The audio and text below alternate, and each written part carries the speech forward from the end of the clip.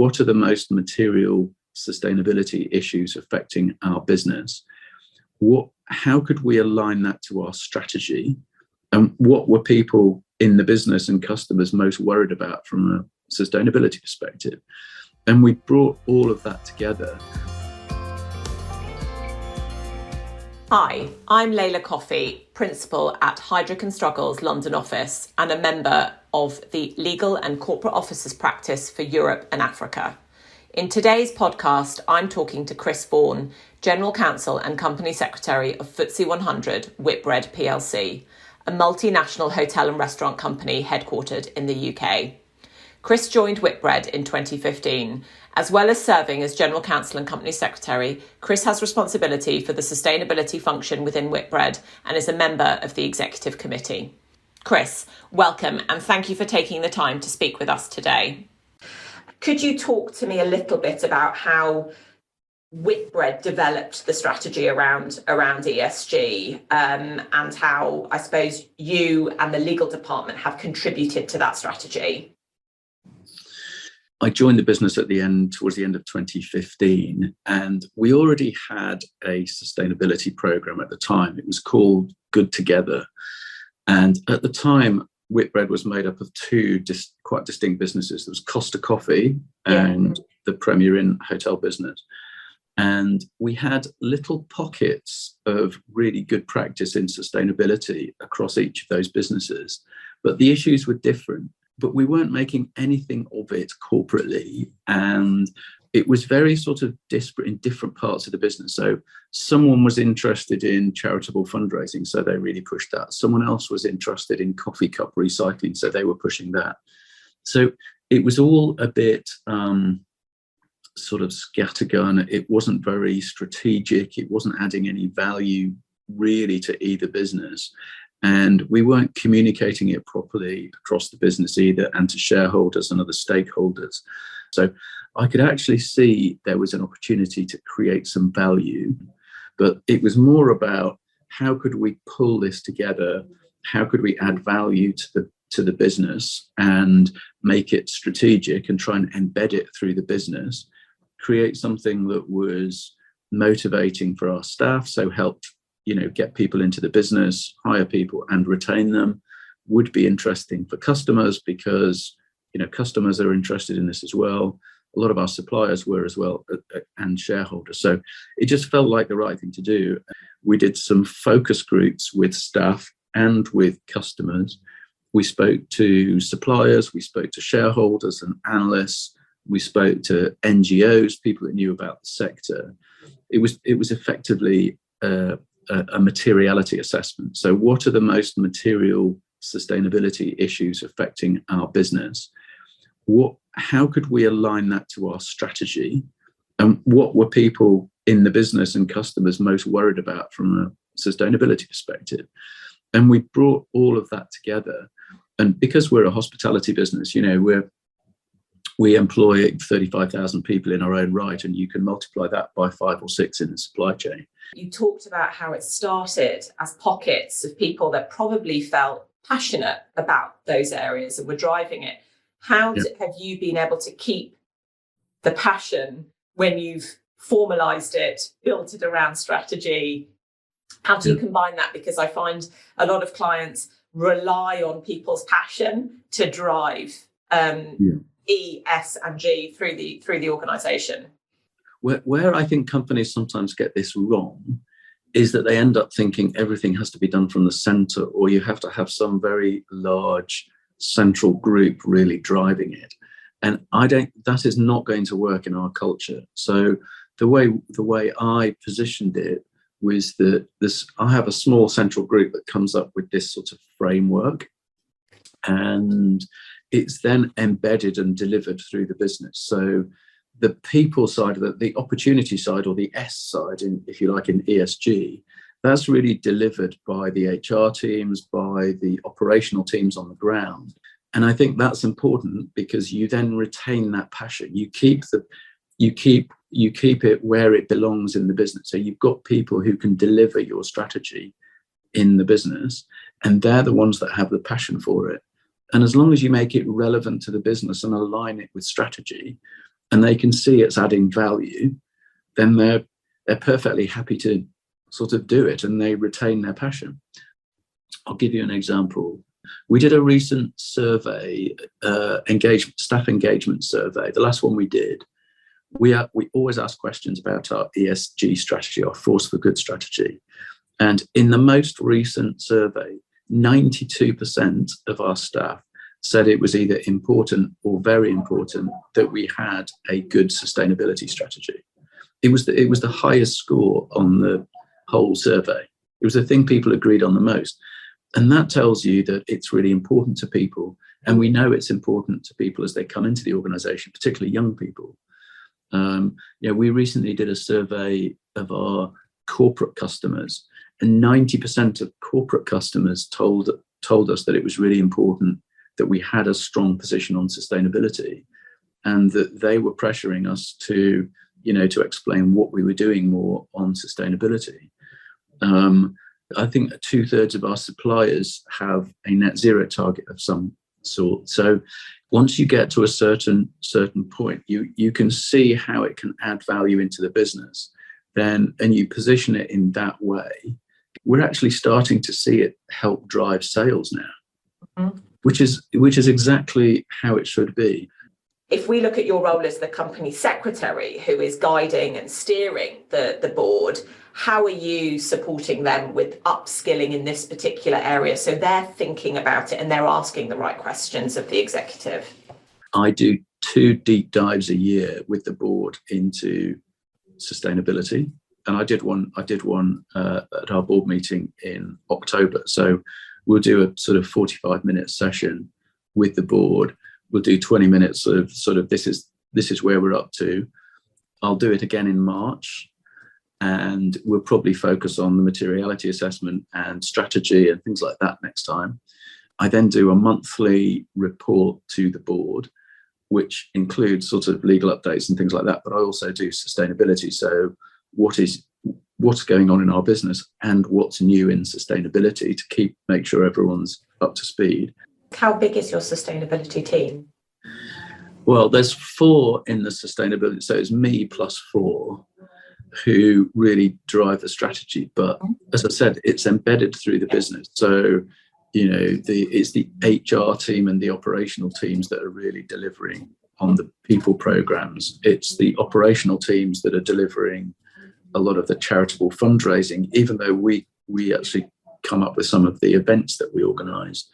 The restaurants team are doing menu development. We focus more on the environmental stuff because we have some technical experts. So we drive more of the environmental performance, the carbon reduction programs to do that, as well as recycling, eliminating single-use plastics, and reducing food waste. We really drive and concentrate on those programs because that doesn't have a natural home in the business. So we really work with the construction teams, we work with the property teams, the estates teams that manage our property, the procurement teams, really closely to make sure that sustainability is embedded in everything we do. So, and then what I've encouraged the lawyers and the legal team to do is to get as involved as they want to in it. So I've got the guy. I'll give you an example. The general counsel I have in the UK business, who looks after Premier Inn, he wrote our TCFD report this year.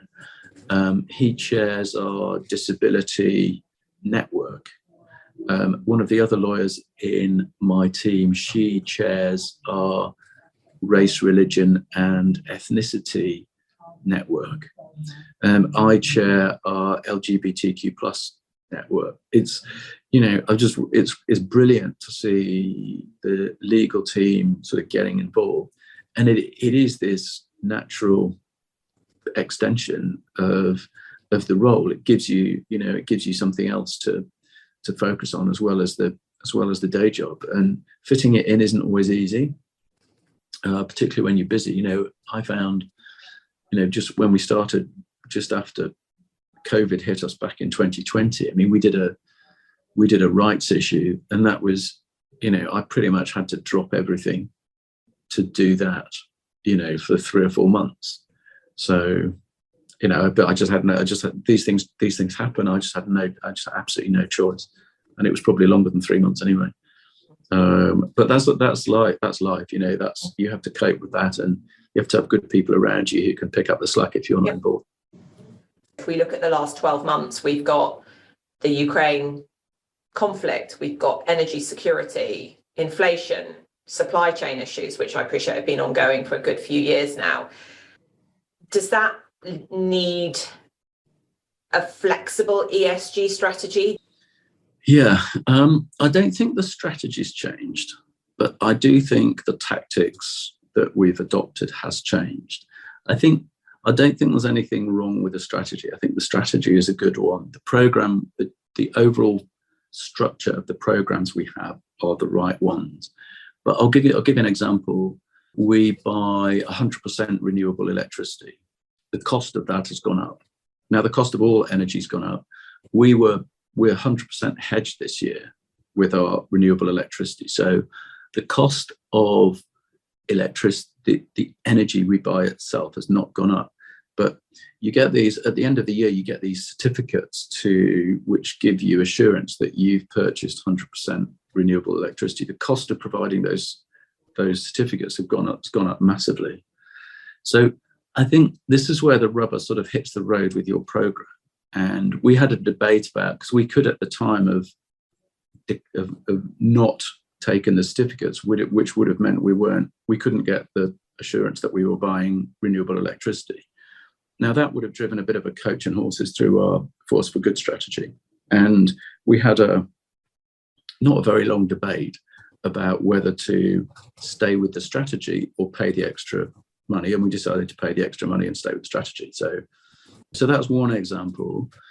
We probably spent more time in the last 2 or 3 years on the S side of ESG, just because COVID, the impact of COVID on our staff, on mental health programs, the importance of diversity and inclusion, the cost of living crisis and supporting people through the cost of living crisis, which included making top-up payments to people from their furlough so that they could live during COVID. We've topped up hourly rates. We pay, quite significantly ahead of national living wage now. And we're making some one-off energy payments this year, one-off payments to support rising energy costs this year to hourly paid team members. So we probably spent more time on the S, but I don't think the strategy hasn't really changed. It's just you have to be flexible and open to new ideas as to how to, address the problems that face you. It does feel like quite an uncertain world at the moment. So I think being true to your values and true to, the vital sort of programs you have through the difficult times say more about you as a company and more about your culture than when times are easy. So I think you find out more about the character of people around you when times are really, really tough. And I think it's the same is true of companies. And good companies manage through these things effectively, but they stay true to their principles and their values, and treating people in the right way and looking after the environment around us and the communities we operate in is just a really important part of what we do now. And have you found that your shareholders have been supportive of some of those things which are going to cost the business money? Some of them cost money and some of them save money. So I know it's a silly example, this, but you'll laugh. We replaced all of our toasters in our hotels this year. It cost £300,000 to replace the toasters, and we've saved £400,000 in energy. Wow. So some of these energy management systems we're putting in save significant sums of money, and they're some of our highest returning capital investments. So I think shareholders understand that there are some additional costs, because everyone's got additional costs, but they also, when they can see the opportunity, they also understand that actually this can add value and it makes for a better business long term. We're just trialing. We've got 40 hotels at the moment where we're trialing air source heat pumps rather than gas boilers. Mm-hmm. Now they're more expensive to install, but they're saving. We're getting sort of 15 to 20% savings in energy at the moment. So those things do have a payback. The technology will improve. They'll come down in price. So they're quite expensive at the moment. You wouldn't want to retrofit them in your whole estate. But I think it's important to trial these things. And shareholders like that. They generally speaking like, companies that invest. And it's a combination. There is a bit of extra cost, but it does, when you say 92% of corporate customers want to know what you're doing on sustainability, and it's improving your staff retention, they go, oh, I can see how this really benefits the business. And I'm hoping it will create a sort of halo effect on the share price. What keeps you awake at night in relation to ESG and what's on the horizon? I don't think there's much that keeps me awake on ESG. There are a few things I worry about though. First of all, a lot of the targets we've set, we're dependent on third parties delivering things for us. So, we have a scope 3 carbon target, for example, which is in our supply chain. So we have a target to eliminate single-use plastic in our business. We have a target to reduce food waste by 50%. For all of those things, we're dependent on third parties, doing things to their own businesses that are going to help us achieve those targets. So that brings, when you're in control of your own destiny, you're slightly more, at least you've got choices and you know what those choices are and you can see it in front of you. So it feels inherently more risky when you're dealing with, people that don't necessarily see the world in the same way. We've got over 2,000 suppliers in the UK. Some of them are big businesses and some of them are small businesses. So not everyone sees life in quite the same way. What advice could you give to other general counsel who really want to actively contribute to their ESG goals, strategy and execution? Talk about kind of how they get buy-in, how they develop it, because I think as we spoke earlier, it's quite different from organisation as to organisation how these things have evolved. Are there any tips and tricks you can give us of things where you've gone, that really worked? Well, I think the most important thing is to make it really business focused and simple and commercial, as aligned to strategy as you can make it. But if you can find a way of making it embedded through the business to make a difference to, what people are doing, so they can see a tangible improvement in their area of expertise, whether that's operations or finance or HR or whatever it is. If you do it that way, I think people just naturally are, more attracted to, they're more likely to buy into it. Chris, thank you for taking the time to speak with us today.